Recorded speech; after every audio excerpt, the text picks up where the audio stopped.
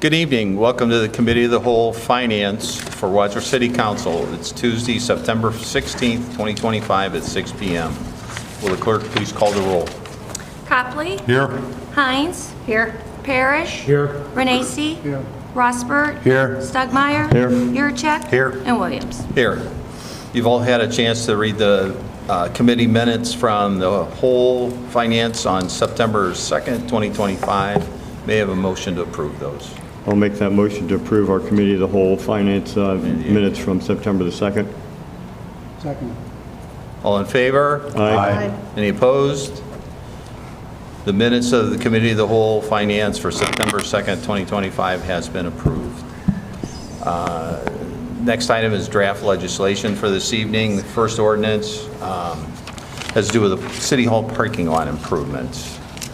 Mr. Hiscock, Director, please. Thank you, Mr. President, members of council. Welcome.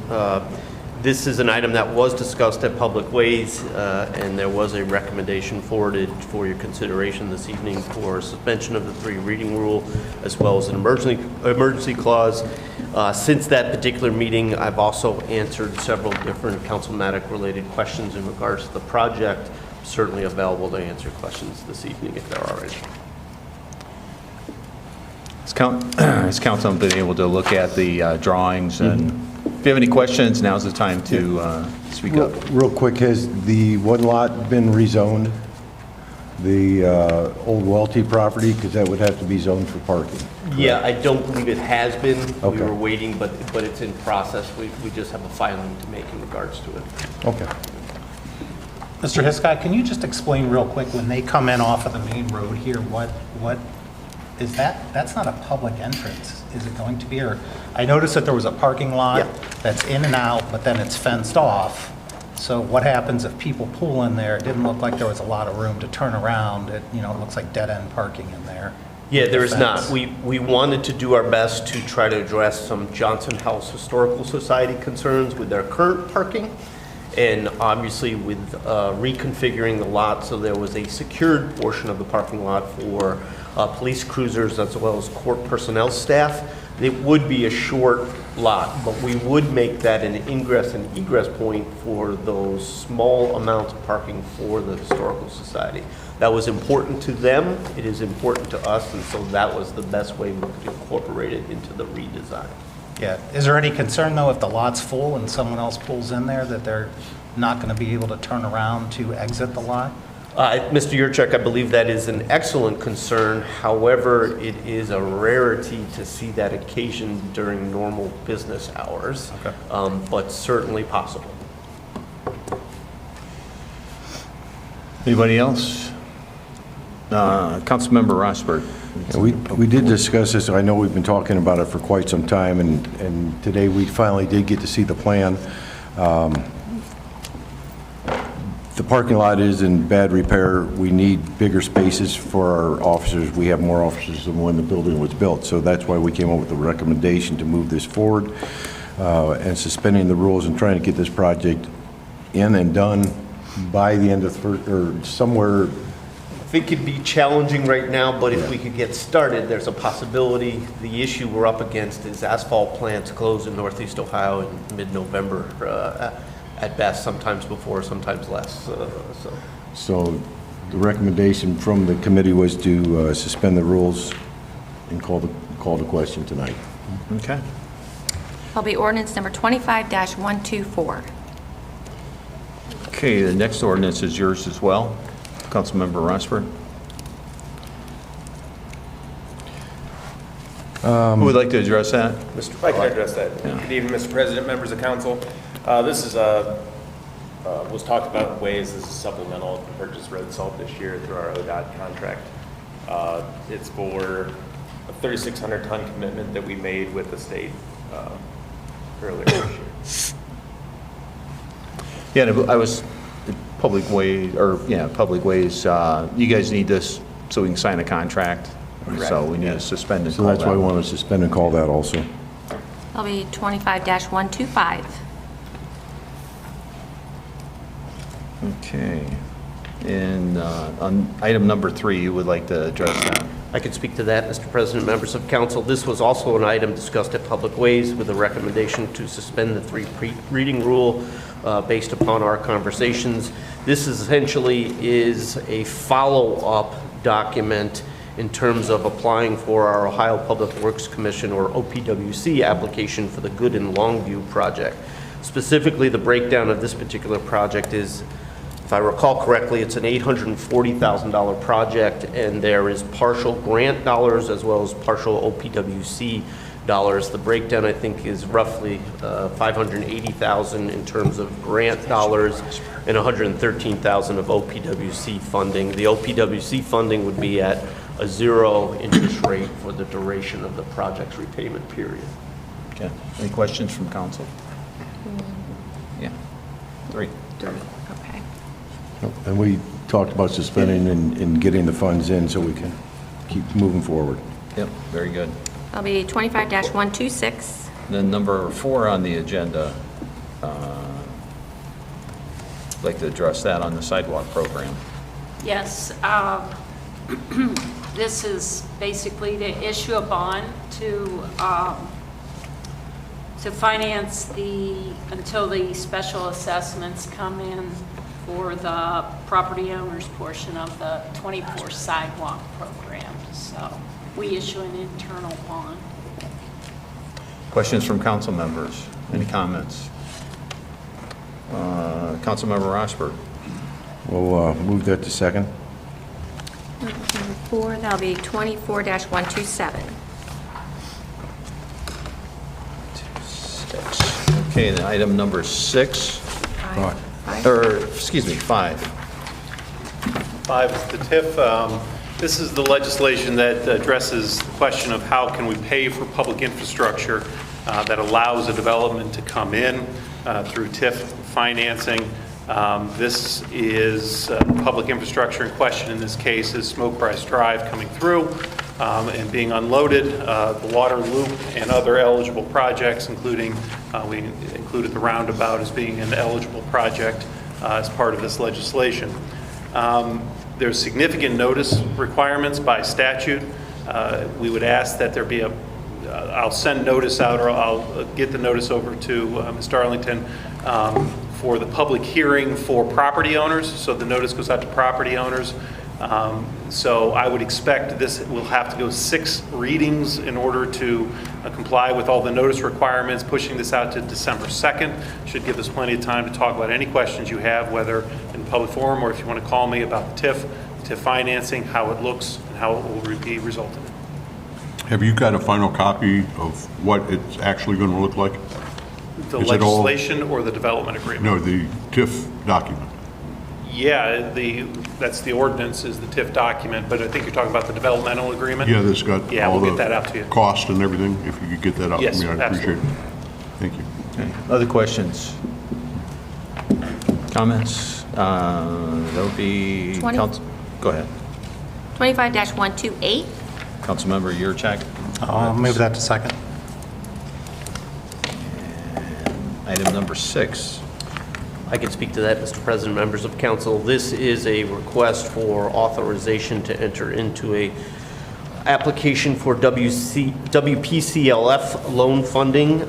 We actually did this on 2 of 3 projects previous in the year. However, the EPA is asking us to do it on this particular project also. So City Engineer Davis asked me to bring this to your agenda tonight for consideration. They do have a deadline to accept this item. It would be a priority to make sure that your consideration is given this evening to this item. It is for design only and under the WPCLF loan agreement. Looks like we're asking for about $140,000 in loan financing. It will probably be under the 20-year loan program, which has a current interest rate of 3.58%. We had previously, through your approval process, received authorization for the same type of request for both the SSO remediation project as well as the Good and High water line project previous in the year. Questions, comments? Councilmember Stugmeyer. What's the I'd ask your consideration of the suspension of the rules. of emergency. Get moving, okay. We'll suspend and call that this evening. That'll be 25-129. Item number 7, Public Safety Director. Mr. President, I'll be happy to take that. Thank you. So this is an ordinance that would be adopting the updated Medina County All Hazards and Flood Mitigation Plan for 2025. This is a document created and distributed by the Medina County EMA. The purpose of the document is to identify possible hazards and risks that may affect Medina County. They're trying to identify these and assess them as well. They're also trying to identify areas in the county that may be particularly vulnerable to these types of hazards, and also trying to establish a mitigation strategy with goals and actions for the various communities. Counties generally need an all-hazard plan because they enhance preparedness, improve community resilience, and they're often a federal requirement for FEMA grant funding. This document has been transmitted to all of the municipalities and political subdivisions in Medina County, and they are requesting that their legislative bodies adopt that. If there's any questions, I'd be more than happy to address it. We did discuss it and review it in Safety Committee. Councilmember Copley. We talked about this extensively in the Safety Committee. I went through the plan and everything. It's a very good plan, so I recommend that we suspend and call tonight if no one has a problem with that. Any questions or comments from council? Nope. That'll All right. be resolution number 25-05. Item number 8, who'd like to take that? Mr. President, I'd be happy to address that. Thank you. This is an ordinance that would authorize myself to take all necessary steps and secure and accept a grant award from the Ohio Department of Administrative Services. And this is in relation to a potential future construction and installation of a multi-agency radio communication system, or MARCS tower. Briefly, what is MARCS? As I said, it's the multi-agency radio communication system. This is the statewide network that allows for first responders to use digital radios for communication. Across the state, there's more than 360 towers, and 3,000 different public safety and public service agencies currently utilize the MARCS system. With regards to Wadsworth's use of MARCS, our public safety forces transitioned to the MARCS digital radio system primarily in 2021 and into 2022. Previously, we had utilized a UHF radio system, and while that system had excellent coverage in our community, it didn't allow us to communicate with any of our mutual aid or outside partners. Prior to adopting the MARCS system, we reviewed potential coverage maps from various providers, one being MARCS, the other being the Harris radio system. We also assigned personnel to do our own testing of the system, and based on those tests and those potential coverage maps, we ultimately decided to move forward with MARCS. When we did that, we still knew there may be some gaps in coverage, but we were going to face that no matter what system we went to. So for council's benefit, I can show you, this is what our current coverage map looks like for the city and the township. Specifically, this is portable in building. This is a term, this is going to be a projection of what MARCS would anticipate that we would have reception inside buildings and structures, and this is what it currently looks like in our community. The green area is where we're covered, the white area is where we are not.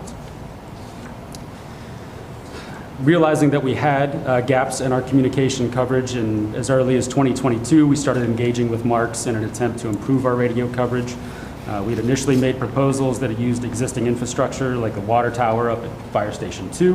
However, none of those solutions met the requirements of MARCS, and we were not able to move forward on those projects.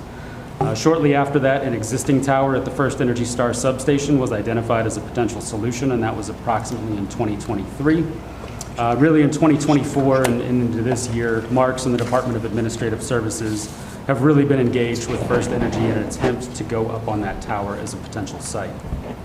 However, as it stands now, we have some concerns. Number one, that tower failed a structural assessment and would require remediation before equipment could be installed. That tower is 23 years old, and MARCS considers the normal useful life of a tower to be 20 years.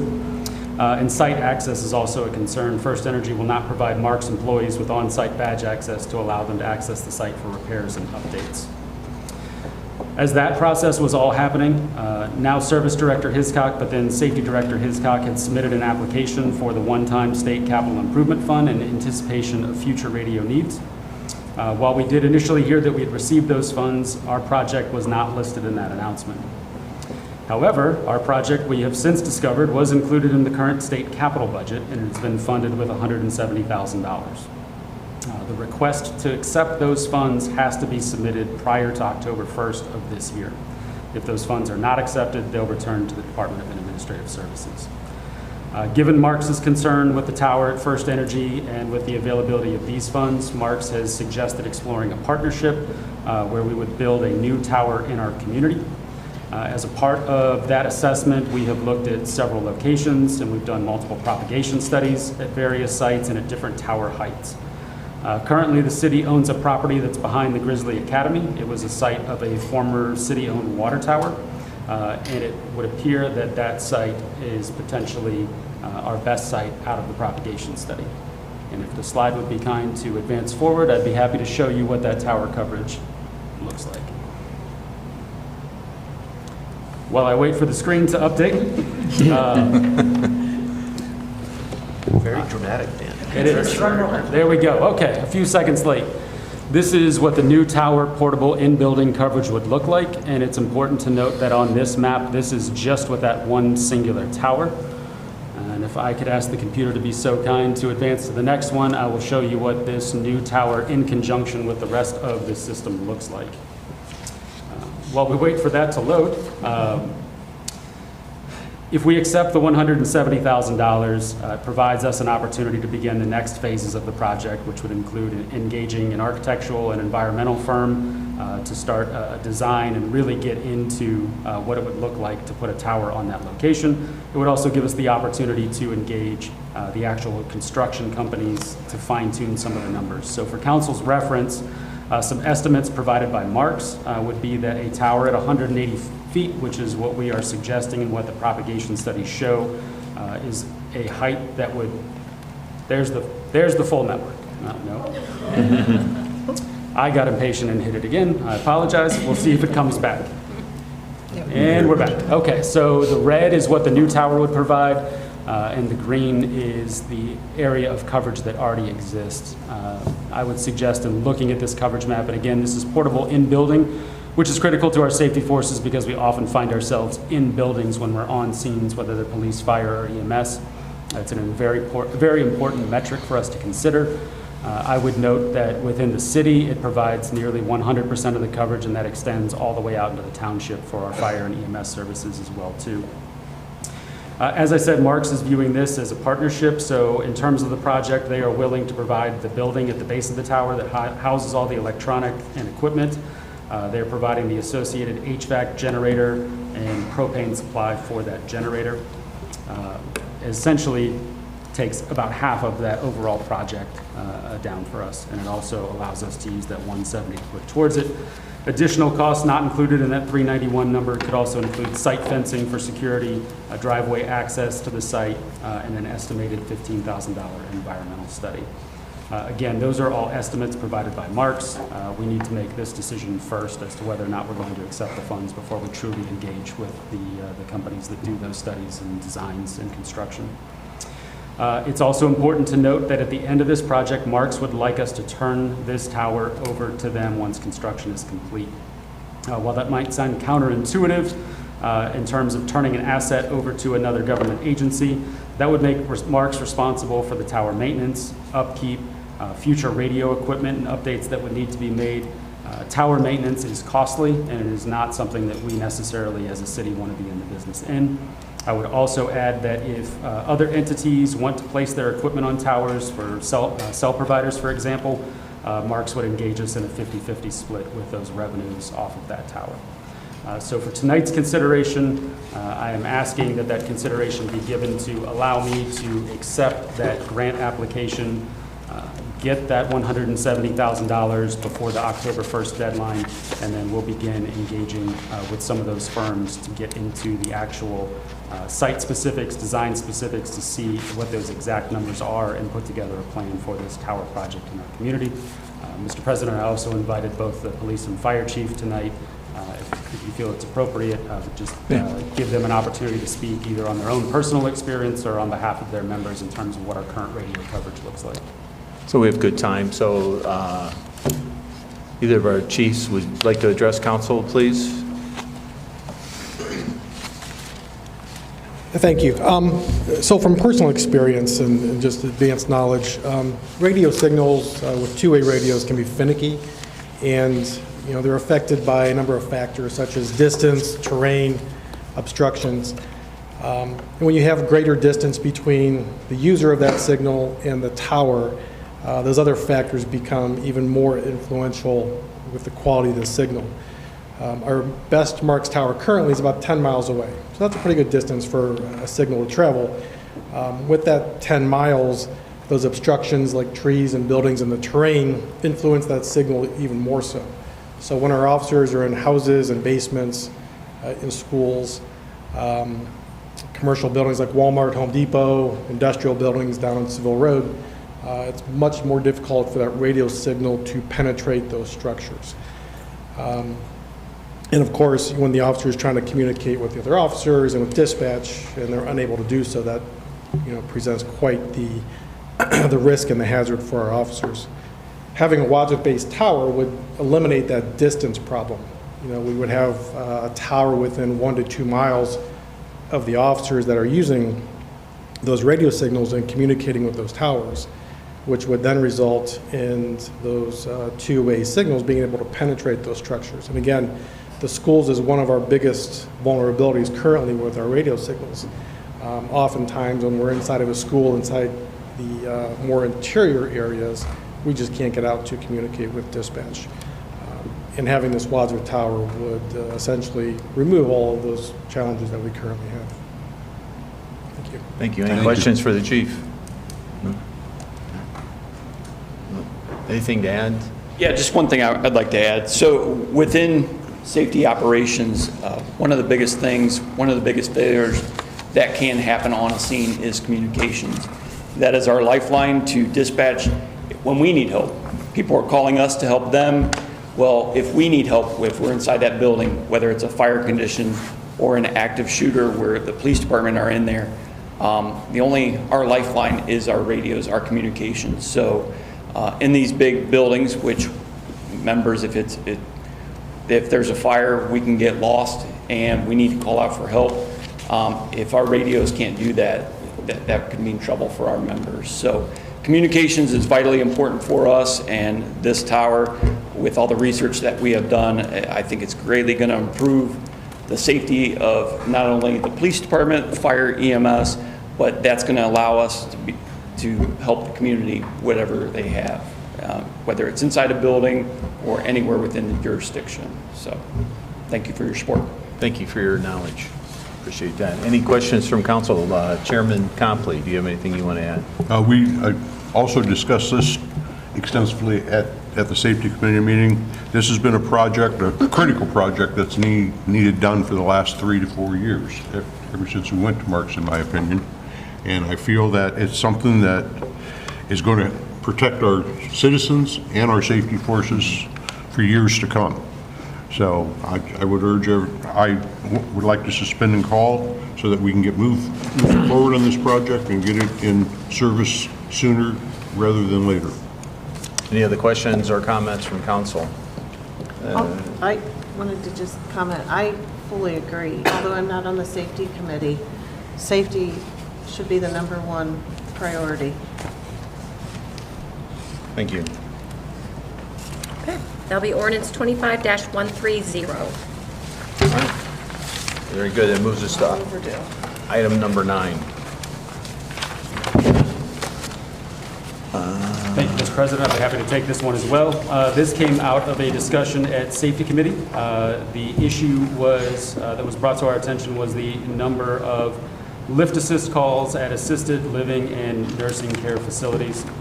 For everyone's benefit, a lift assist call is exactly what it sounds like. We're essentially dispatching a squad to a site to nothing else other than help lift a person, typically off the ground, back to their bed or chair, but there isn't any actual medical service that's provided, and therefore there's actually no charge associated with that.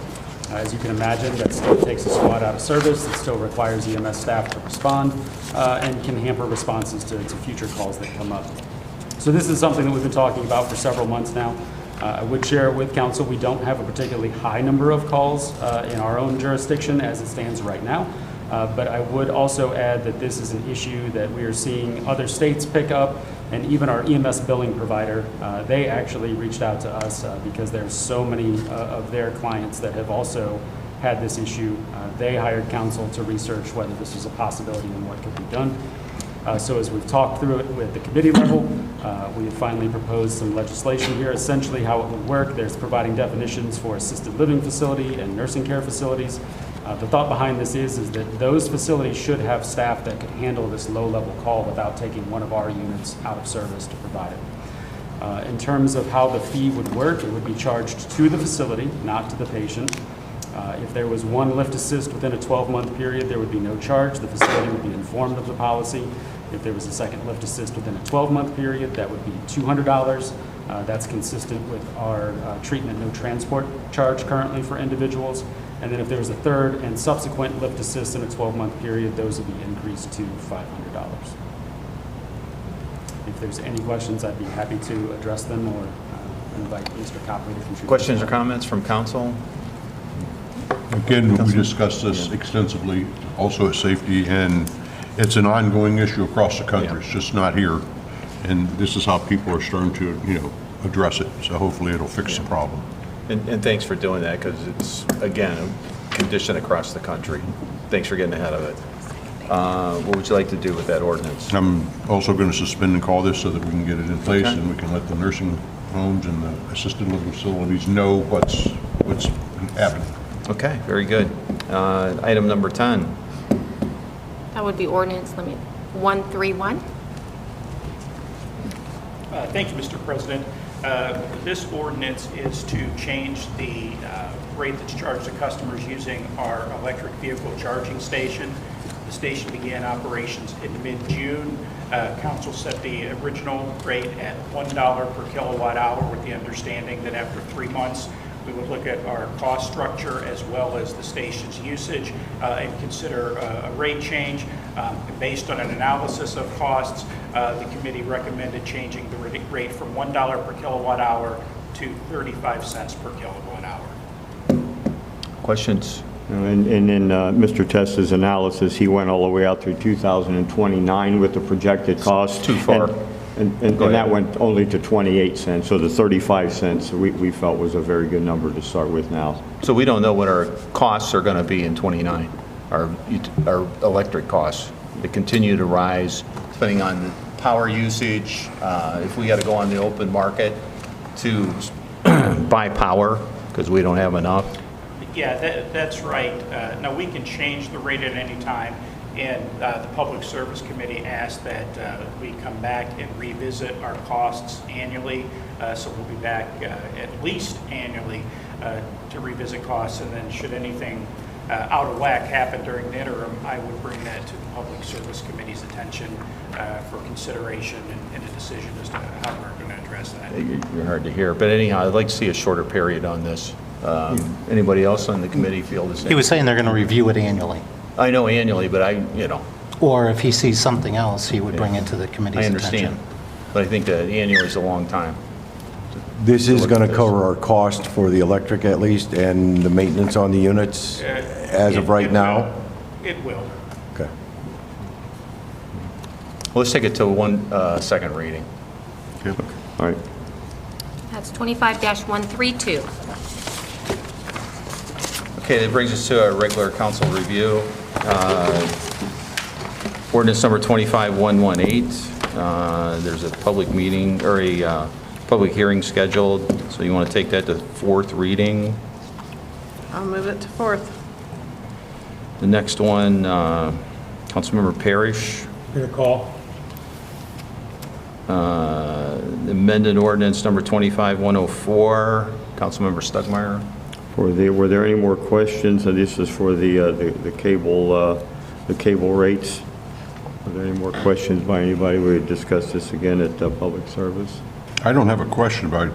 I do have a comment. I still have a hard time passing something that we're still losing money at.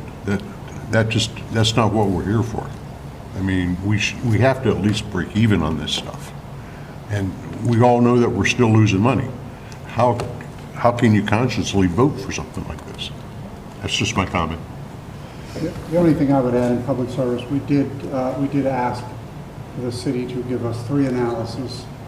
1, to abandon, 2, to sell, and 3, to run this out so that we can make a informed decision as to what to do. So I agree with you 100% that we need to look at this. In the meantime, though, we probably should raise the rates just to reduce the losses, but not let this get off any agenda going forward until we come up with a total conclusion on the cable system in totality. So you're, Any other comments? I mean, it sounds like something temporary, but we need to fix this. Again, Mr. Renacci, thank you. We'll keep talking about it in public service. Keep it on the agenda. well, you're recommending to go ahead and call it this evening, so we can at least stop some of the bleeding until we can go further, okay? But I do believe the city needs to, at the next meeting, we've asked them to give us those 3 analyses so we can take a look at it. And this should not leave the agenda of city council until we come up with a solution. Yep, I agree. So you'll call that tonight? I'll call that. Okay. And ordinance 25094, signs. Any questions? I was just going to call it. Okay. Any other business? I want to go back to 094. Did we get, we were waiting for an answer? What's the Yes, number? I talked with Mr. Proudfoot last Thursday and everything, and he's sticking to what he originally said and everything, so I told him I would allow it to move forward, and then let, council decide if we're going to pass it or not. What was the conclusion? No inspections. No inspections. No safety inspections, fire inspections of these units. Mr. Proudfoot, can you explain that? And then while we also have the safety director sitting next to you, because... Yeah. So Mr. Copley had asked me, there were instances in the past where we would tie inspections into these facilities. And, well, let me take a step back. This ordinance here doesn't provide for that currently. It's not written into that at all. So the question was why, if I can summarize, Mr. Copley, was why is that not in here now, right? Mm-hmm. That was the question. And then one of the issues was there were some constitutional issues by asking these facilities to basically act as agents for the state and allow us to go in and do these inspections. Go ahead. So we had done some research, I believe. I don't want to speak for you, but there was some research done. There were different municipalities who had some similar ordinances that allowed for this. And after some research by the safety forces and Director Chafin, they found out that there were a couple of these, but none of them were being enforced for the reasons that I just said, that there were constitutional concerns. So they essentially were ordinances that were not being enforced at all. And that's why I stuck to my original recommendation that, one, it's not in here, and two, even if we did add it in, I think we would have constitutional issues, and obviously we don't want to open up the city to any kind of possible litigation. So, But if I can comment, Yes. we did these inspections for years. Someone took it upon themselves to not do the inspections anymore, okay? It was written in all the leases of any new storage units that were built that the owners had to provide a key. And Mr. Renacci was one of those storage unit renters that provided a key every year. We as a fire department did the inspections every year during the month of May. Yeah, and I don't know when the any last issues. ones were done. I couldn't speak to when the last ones were facilitated, so I don't know if you have that answer. No, so I don't have that direct answer, and I would say this is something that Mr. Copley and I talked about as well. Albeit I have, maybe you could refer to it as a bias coming from the law enforcement side of the house, and certainly not the level of familiarity with as it relates to the fire code. But what seemed as a core issue for me was that while you have a facility that is the owner or maintainer of this property, you have individuals inside there that have their own individual storage units. So while we might be able to inspect the common areas of that because no one has a reasonable expectation of privacy there, once you get into crossing that threshold of that is my storage unit that I have locked and now the government is entering it for an inspection purpose, it certainly raised some concerns on my end. Albeit I would always defer to the law director and did in this scenario, but just from doing my own research, it would seem to me that there's only very specific industries that the government is allowed to have that level of regulation and inspection enforcement. Those might be companies that produce alcohol, pharmaceuticals, firearms, and then I think there's one kind of unique one, which is car lots where they're dismantling vehicles and selling. And essentially what the case law and all those had said is that the government has such a strong interest in regulating those businesses that they would essentially allow those type of inspections. Even if it was written into the lease document, again, my interpretation, and admittedly not as a lawyer, is I don't believe that you as an individual could sign your constitutional rights away via a lease agreement to allow the government to come in and inspect your property. I understand that people could use those to store things in them that might be dangerous, whether it is to that facility or neighboring areas. But if you had that argument, you could essentially make that for any home or any garage or any outbuilding here in the community that somebody else owns. So I would just say from my own research, and again, that's coming from a law enforcement perspective and bias, that I would have taken issue with crossing that threshold without some form of administrative or search warrant that allows for it. And then in that case, we would have to have probable cause to show that we believe that violations are occurring inside that space. So I would believe that we could do inspections in the general common areas, just like we would in an apartment complex. But again, from my own research and review, I would not be comfortable saying that we would have the authority, whether it was through a zoning requirement or even a lease agreement, that we could enter forcibly into somebody's individual property that they have rights to. So the bottom line is, and look, I had a term in Keogh where I was never really happy to do that because I always thought my constitutional rights were being violated. You're saying that the constitutional rights are being violated. I would say if we continued with that practice, that would be that would be problematic, especially now having the law director's input on that as well. Yeah, and I do understand Mr. Copley's concerns. I mean, people do store things in those units, but you know, they store things in their garages, they store things in other buildings. So unless it's constitutional, I would, and it sounds like it's not, I understand. All right, thank you. Okay. Any other questions? Entertain a motion to adjourn. So moved. We are adjourned.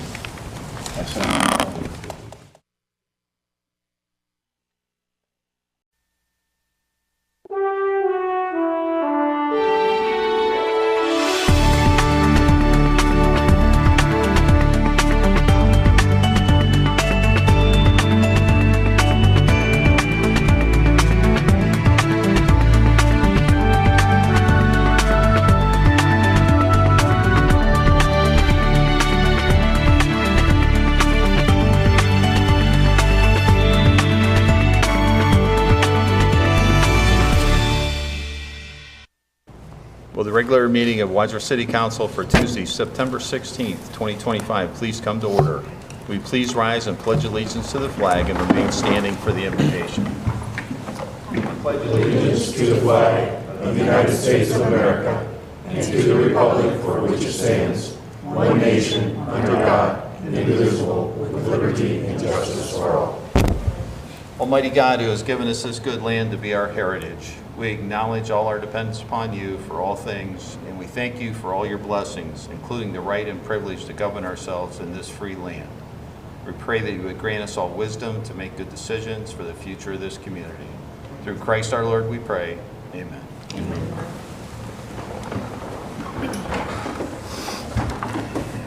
Will the clerk please call the roll?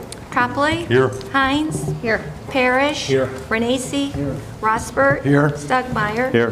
Yuracek. Here. And Williams. Here. You've all had the opportunity to review the minutes for the regular city council meeting on September 2nd, 2025. May I have a motion to approve them? So moved. Second. All in favor? Aye. Any opposed? The minutes for the regular city council meeting on September 2nd, 2025 are approved. Are there any visitors in the audience that would like to address council? Please come to the podium, state your name and address for the record, and keep your comments brief, 2 to 3 minutes. My name is Justin Wilson, and I live at the mobile home park on Broad Street, 920 Broad Street, lot 38 is my address. Good evening, council members, neighbors, and friends. Thank you for giving me the opportunity to speak tonight. I promise I won't take up too much of your time, and I promise this is not about potholes or parking tickets. What I'd like to share may sound simple, but it touches on fairness, safety, community trust, and address, property taxes, and how concerns are handled in our mobile home park. My official address is listed as 920 Broad Street, lot 38. But here's the problem. My home isn't on Broad Street at all. It's on Wilson Road. Every time I give someone my address, whether it's for deliveries, mail, or even emergency services, I have to stop and explain, well, technically it says Broad Street, but you actually want to find me, you'll need to go down Wilson Road. This is not just an inconvenience, it creates real problems for mail delivery, utility accounts, and most importantly, emergency response. If an ambulance or fire truck were ever dispatched, those few minutes of confusion could make a huge difference. When seconds count, clarity and an address matters. There's another issue tied to the way our park lots are recorded. Right now, residents like me end up paying property taxes on land we don't actually own. We own our homes, but not the land underneath them, and yet tax bills still come to us as if we did. That doesn't just feel like a paperwork mistake, it feels like an injustice. Families in this park are already working hard to keep up with the cost of living, and many of us are elderly, disabled, veterans, or living on Social Security. For people on fixed incomes, every dollar matters. Correcting how these records are handled could fix this and make sure residents are only taxed fairly for what they truly own. And finally, I want to raise concern about how issues are handled inside the park itself. Whenever residents, myself included, bring up concerns to the park manager instead of addressing the actual issue, we're often made to feel like we're the problem in many cases. It feels dismissive, even gaslighting, as though raising concerns makes us the trouble instead of the issue itself. But residents deserve to have their concerns taken seriously, especially our seniors, our veterans, our disabled neighbors, and those on Social Security. When people feel unheard or blamed for simply speaking up, it discourages them from raising real problems, and those problems remain unresolved. So what I'm asking for tonight isn't just about me. It's about making sure city records and systems reflect reality, where homes are located, who owns what, and how residents' concerns are handled. Accuracy, fairness, respect. These are the foundations of trust between residents and the city, and our community is strongest when every voice is valued. So tonight, I respectfully ask the council to update my address to reflect Wilson Road, look into how property taxes are being applied to mobile home residents, and consider how communication and accountability can be improved in park management. These may sound like small details on paper, but they make a big difference in the daily lives of your constituents, especially the elderly, the disabled, those on Social Security, and our veterans. Thank you again for your time, your service, and your commitment to listening. Together, I know we can continue making Wadsworth a place where every resident feels seen, heard, and treated fairly. Thank you. Thank you. Anybody else? Seeing none. Is there any correspondence? There's no correspondence. Okay. Go right into committee and commissions. There was a public hearing going to be held on September 7th concerning the DORA, amended DORA boundaries. Public Service Committee, Councilmember Stugmeyer. Thank you, Mr. President. Public Service Committee will meet next meet on October the 14th. That is a half hour earlier, 5 p.m. here in council chambers. Public Safety Committee, Councilmember Copley. Thank you, Mr. President. Next meeting of Public Safety will be Wednesday, October the 8th at 4:30 p.m. here in council chambers. Public Ways Committee, Councilmember Rosberg. Thank you, Mr. President. Public Ways will next meet on Monday, October 13th at 6 o'clock here in council chambers. Economic Development Planning, Councilmember Yurcheck. Thank you, Mr. President. Economic Development and Planning Committee will next meet on Monday, October 13th at 5 p.m. in council chambers. Committee of the Whole met tonight at 6 o'clock in council chambers where we discussed legislation for this evening. Airport Commission, Councilmember Stugmeyer. Airport Commission will next meet on Wednesday, October the 15th, 4 p.m. here in council chambers. Very good. Stormwater Commission, Councilmember Copley. Thank you, Mr. President. Next meeting of Stormwater will be on Tuesday, October the 14th at 4:30 p.m. here in council chambers. Shade Tree Commission, Councilmember Hines. Thank you, Mr. President. The Shade Tree Commission will meet Tuesday, September 23rd at 5 p.m. here in council chambers. Planning Commission will next meet Monday, September 22nd at 7 p.m. in council chambers. Cemetery Board, Councilmember Yurcheck. Cemetery Board will meet tomorrow evening at 5 p.m. in council chambers. And I might comment, it's looking good down there, and some good work being done. Cable TV Commission, Councilmember Copley. Next meeting of Cable TV Commission will be Thursday, October the 2nd at 4 o'clock p.m. here in council chambers. Senior Citizen Commission, Councilmember Parrish. Our next meeting is October 6th at 3:30 at the Prima Center. Okay, I do want to mention the capital improvement budget. We are meeting in the administration conference room Monday the 29th at 5:30 p.m. That brings us to the legislation.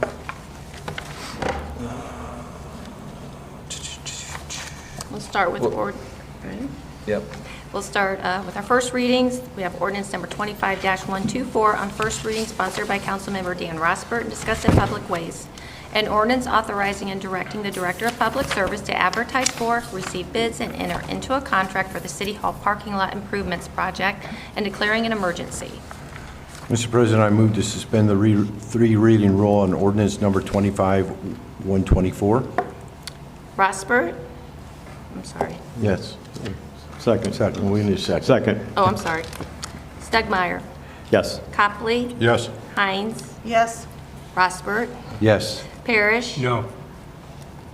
Yurcheck. Yes. Renacci. Yes. Mr. President, I call the question on ordinance number 25-124. No, just one. Okay. Hearing no objection to the council members' proposal to call the question, will the clerk please take roll call vote on the adoption of ordinance number 25-124? Hines. Yes. Copley. Yes. Stugmeyer. Yes. Rosbert. Yes. Parrish. No. Yurcheck. Yes. Renacci. Yes. Ordinance number 25-124 has been adopted.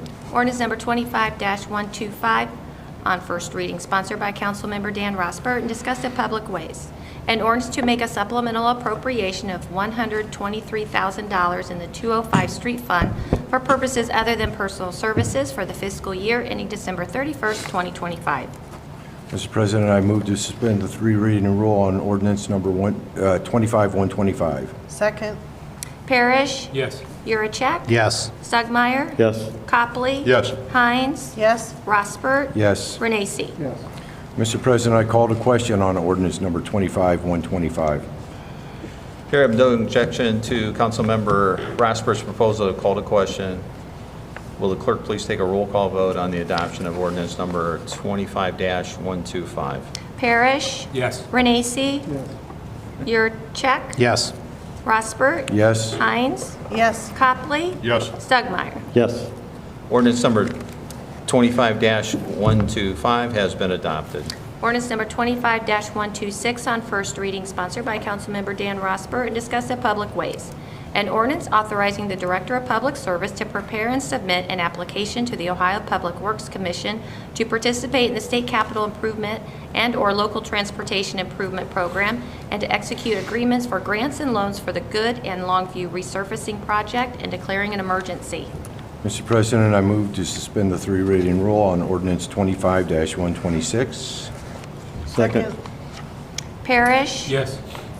Hines. Yes. Stugmeyer. Yes. Copley. Yes. Yurcheck. Yes. Renacci. Yes. Rosbert. Yes. Mr. President, I call the question on ordinance number 25-126.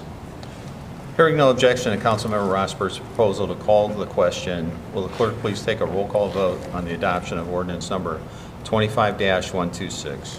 Renacci. Yes. Stugmeyer. Yes. Copley. Yes. Hines. Yes. Rosbert. Yes. Parrish. Yes. Yurcheck. Yes. Ordinance number 25-126 has been adopted. Ordinance number 25-127 on first reading, sponsored by Councilmember Dan Rosbert and discussed at Committee of the Whole.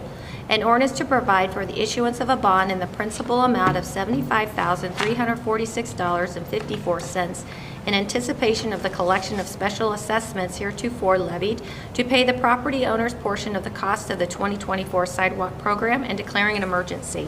Mr. President, I move to place ordinance number 25-127 on second reading.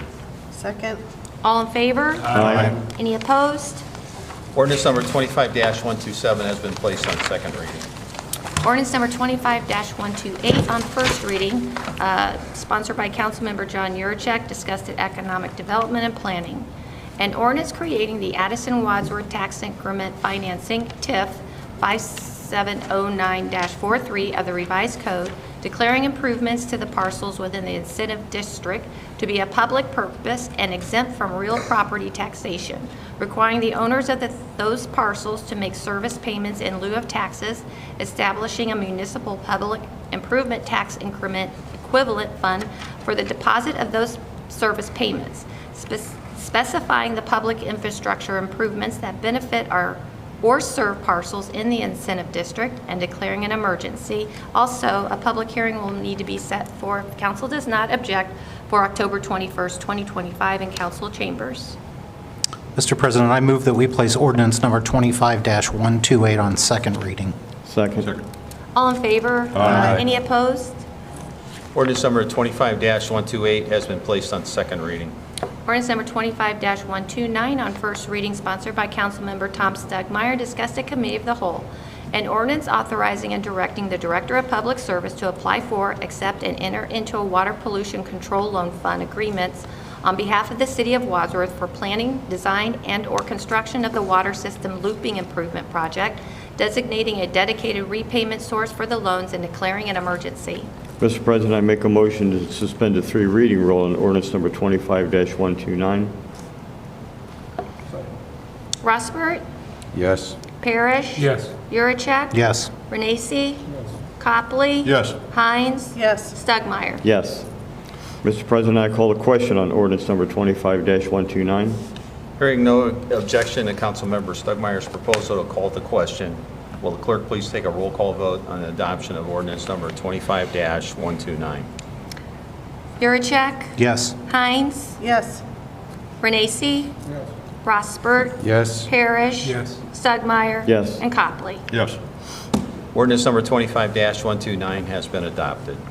Resolution number 25-05 on first reading, sponsored by Councilmember Ralph Copley and discussed at Public Safety.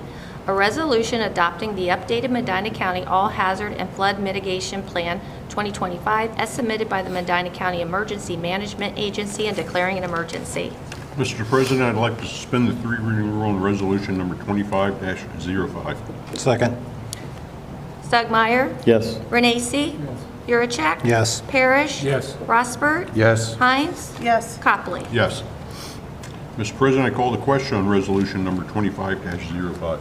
Hearing no objection to Councilmember Copley's proposal to call the question, will the clerk please take a roll call vote on the adoption of resolution number 25-05? Rossbert? Yes. Parrish? Yes. Renacci? Yes. Yurcheck? Yes. Copley? Yes. Stugmeyer? Yes. Hines? Yes. Resolution number 25-05 has been adopted. Ordinance number 25-130 on first reading, sponsored by Councilmember Ralph Copley and discussed at Public Safety. An ordinance authorizing the Director of Public Safety to take all necessary steps to secure and accept a grant award from the Ohio Department of Administrative Services, ODUS, to the City of Wadsworth for construction and installation of a multi-agency radio communication system, MARCS Tower, and declaring an emergency. Mr. President, I'd like to suspend the three reading rule on ordinance number 25-130. Second. Stugmeyer? Yes. Rossbert? Yes. Parrish? Yes. Renacci? Yurcheck? Yes. Hines? Yes. Copley. Yes. Mr. President, I call the question on ordinance number 25-130. Hearing no objection to Councilmember Copley's proposal to call the question, will the clerk please take a roll call vote on the adoption of ordinance number 25-130? Stugmeyer? Yes. Parrish? Yes. Yurcheck? Yes. Renacci? Hines? Yes. Rossbert? Yes. Copley. Yes. Ordinance number 25-130 has been adopted. Ordinance number 25-131 on first reading, sponsored by Councilmember Ralph Copley and discussed at Public Safety. An ordinance to enact sections 32.40 of the codified ordinances of the City of Wadsworth to establish lift assist service fee for assisted living and nursing care facilities and declaring an emergency. Mr. President, I'd like to suspend the three reading rule on ordinance number 25-131. Second.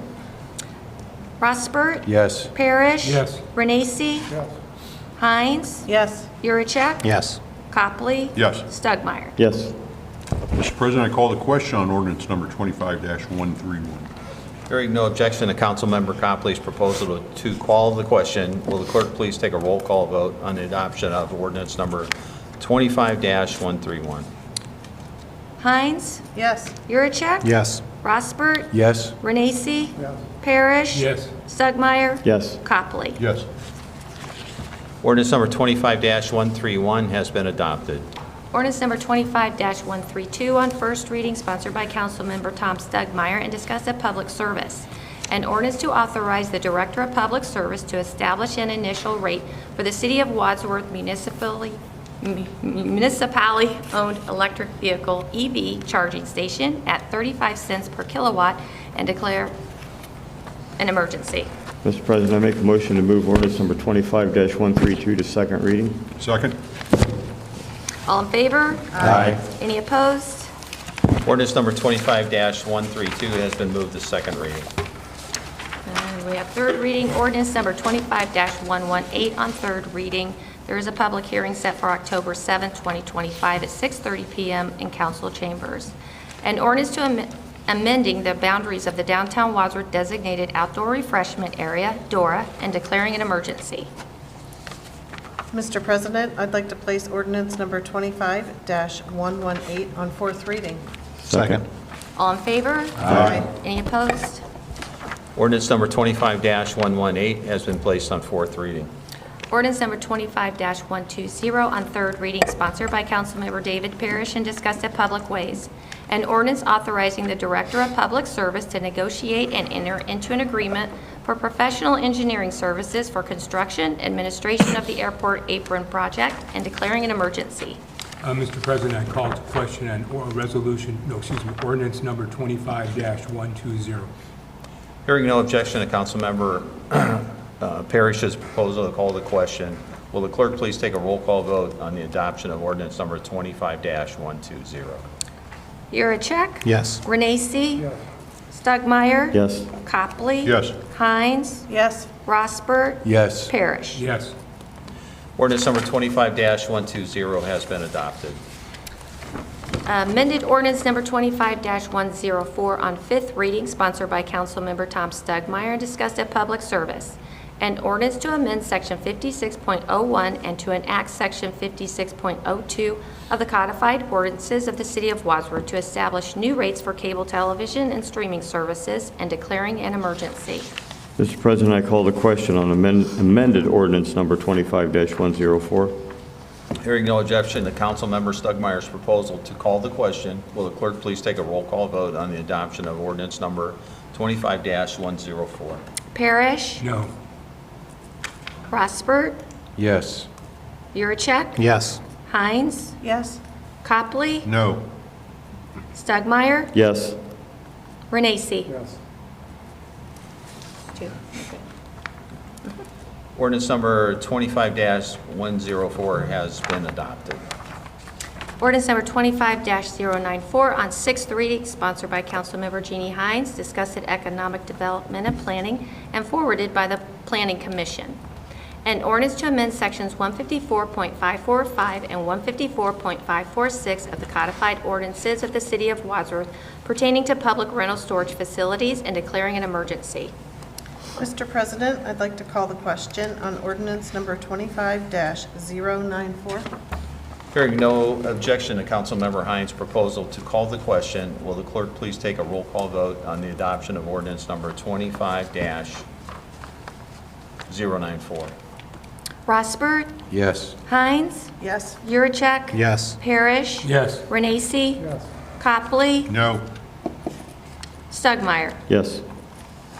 Ordinance number 25-094 has been adopted.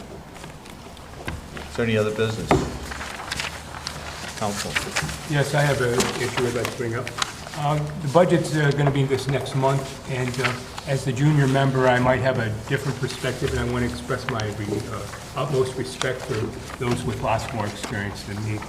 But I sat through one as a non-member, and then this will be my second budget, and it's very much driven by the administration. And it deserved, in my opinion, that we need to challenge these items more so than we have been. We have to look, number one, is this proper role of government? Number two, has the original purpose or need changed? And if it has changed, and this still needs to be done, do we still need to do this item or this line item? Or do we need to change it or strike it from the budget? Don't let it just go along.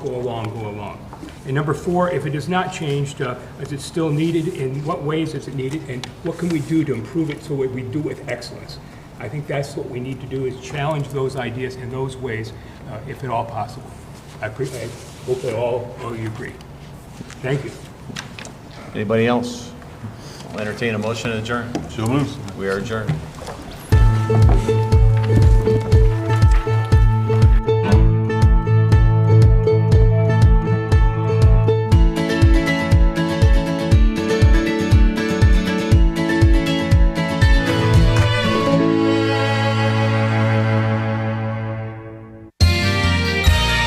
You are watching WCTV, Wadsworth Community Television.